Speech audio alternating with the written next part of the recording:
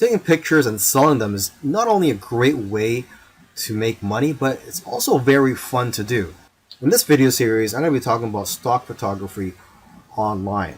And so this is where you upload your photos to stock photography agencies and their websites, and then you would get paid a commission or royalty whenever somebody purchases your pictures from these websites. And stock photography is never going away and will always be in demand. Although I must warn you, it is harder to make money selling photos nowadays than it is before, say a few years ago, because of the competition. However, there are people who are making six figures per year with stock photography. And this video series was created to help you rise above your competition. Lastly, I just want to say that stock photography is a great learning experience, and you're going to become a much greater photographer because of it. It's also satisfying when you see companies using your work and knowing that your work has value. And like I said earlier, it's fun. Now here are some quick photo tips for you. Only high quality photos are going to be accepted into stock photo sites. So if you want to have high quality photos, you need a high quality gear. So I highly recommend that you use a DSLR camera, and a plain 50mm lens is just fine. Now you're going to want to try to take pictures that are difficult for regular people to take with their smartphones. And if you are going to be using DSLR cameras, try modifying your shutter speed and try to play around with it. For example, you could try taking long exposure photos. Long exposure photos tend to sell more. When you're taking these pictures, make sure that there's a concept behind the photo. You have to try to capture photos with intention, and also try to make your photos socially relevant. Another important key is to make sure that your picture elicits some type of emotion or has some type of purpose, such as showing that it's the fall season. Now, photos that do well are in the niches related to food, health, beauty, fitness, money, and business. You also have to remember to leave some room for copy and text for the users to put on the photo. And you should know that photos are not going to be accepted if there are brands, names, or license plates in the background. And if you have models in your photos, they will have to sign a release form. Now that you've taken some pictures, where do you sell those pictures online? Well, the easiest way to find these sites is just to type in stock photos on Google, and you'll find plenty of stock photography websites where you can upload your photos. Now, let me just give you some of the top sites out there. Okay, there is Pond5, which pays 50% of the sale, Alami, which pays 40% royalty per photo, and there is one photographer that I know of who makes $100,000 per year from just this one website. Okay, and there is iYeem, which pays 50%. A lot of photographers are having success with this site. And there is Getty, which pays 20 to 30%, but they do sell photos for a much higher price, between $300 to $500. Okay, and 123RF, this stock photo site, the way they work is that the more photos you upload, the higher the royalty percentage that they'll pay you. And there's iStock, which pays 15 to 45% depending on the photo, but they'll pay you a higher rate if your photos are exclusive to their site. And there's a DreamsTime, which has a very thorough approval process, but if you do get approved, they'll pay you 25 to 50% royalty and up to 60% if your photos are exclusive with their site. Plus, they'll even pay you an extra 20 cents per photo. And then one of the biggest stock photography websites out there is Shutterstock. They'll give you the most exposure because of their reach, huge customer base, and ability to advertise your photos. And there's Adobe, which will give you almost as much sales but higher sales amounts. And Adobe stock is integrated into the Adobe software. There's iStock Getty Images, which can also get you a lot of sales. Now, what I usually do advise to photographers is to stay away from some of the larger stock agencies, such as Shutterstock, iStock, etc.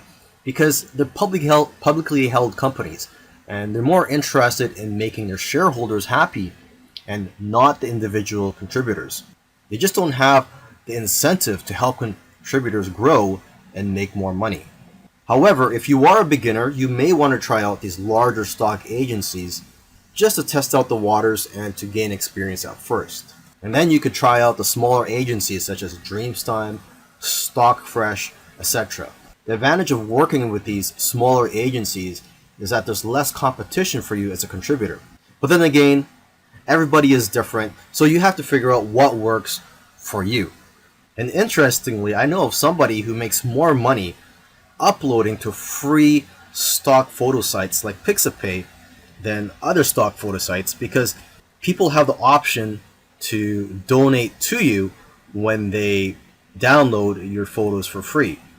In the previous video where I spoke about where to sell your photos online, I forgot to mention that you could also sell your photos directly from your phone, and there are a few apps available for that, but the most popular photo app right now is one called Phope. And with Phope, you download it, and I believe it's available both for the Android and the iPhone, and you get 50% of the sale. But you can make more money by joining what they call missions on Phope, and these missions are sort of like projects for brands and other companies. And each mission, if you are to win these missions, they pay a prize for the winning people, and it usually starts at around $50, and usually it can be a lot higher. Okay, now if you want to have success with this app, you want to analyze the photos which have already been sold. So take a look at the sold tab in the explore section of the app. I also recommend that you analyze the profiles of people who have won missions or sold a lot of photos, as they usually have a lot of good photos which can give you ideas. And lastly, you could create profile on Phope and follow people. So you can follow other photographers and they could follow you, and you guys can share tips with each other and be more successful in the long run. Earlier, I mentioned that you should try to avoid large stock photography websites such as Shutterstock. However, if you're new and you want to gain some experience, or for whatever reason, if you feel that large stock photography websites are for you, here are some keys to success. Obviously, these big sites have thousands of photos, and photos that have less saturation will sell the best. For example, pictures of cats, unless there's something unique about the picture, won't do as well as pictures of animals in the wild. Another example is pictures of iconic buildings such as the White House. These types of pictures won't do as well because there's already a lot of pictures of the White House out there. Now, however, if there's something unique such as an event or a protest happening around there, and you capture that on photo, then that picture will do a lot better. It's also important to use the right keywords. For example, if you're posting photos of flowers, you'll be more successful if you know the exact scientific name and the species of those flowers, and also the English name, where they're from, and other details. And from what I've seen, the best-selling images are the ones with themes such as Christmas, Halloween, Easter, etc. And new images usually sell better than old images, simply because old images tend to get buried in the search results.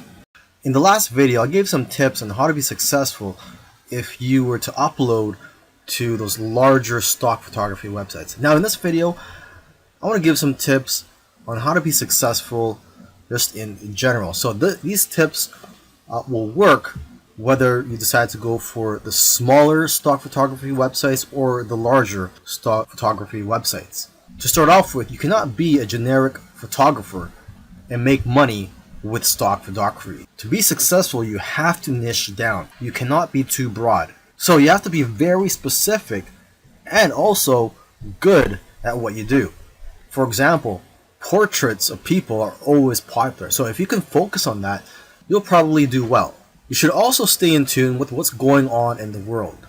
People who are talking about the popular topics of today need images to support what they're saying. And if you are going to be uploading to multiple stock photography websites, you can use an app called MicroStalker for tracking your sales across multiple agencies. And lastly, if you're consistent, you'll increase your chances of being successful with stock photography. You'll do best if you upload a small amount of photos consistently.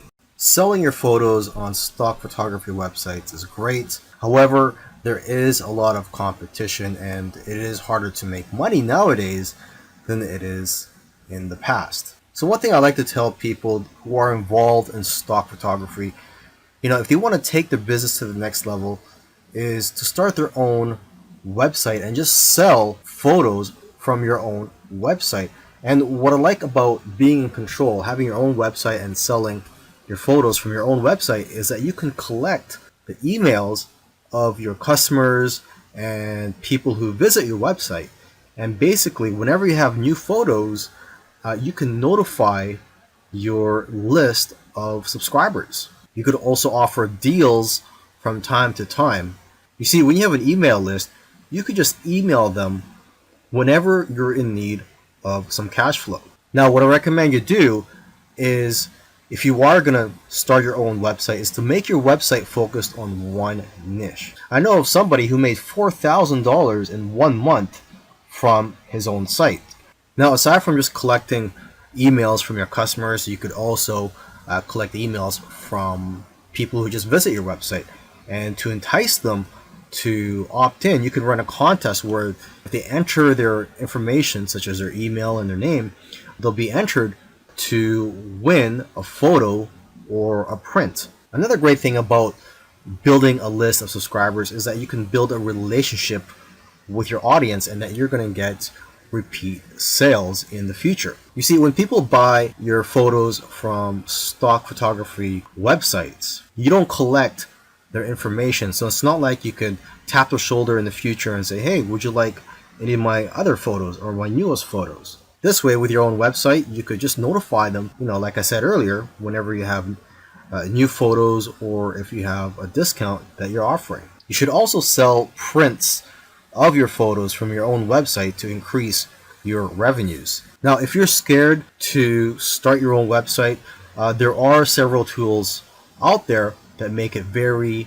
easy for you. And one tool that I highly recommend is called Shopify. One good feature of Shopify is that they will contact somebody who abandoned their shopping cart and they'll get reminded to purchase from you. And there's all types of themes available for you to use from Shopify. Now, once you have your site up and running, you could use Facebook ads to drive traffic to your site.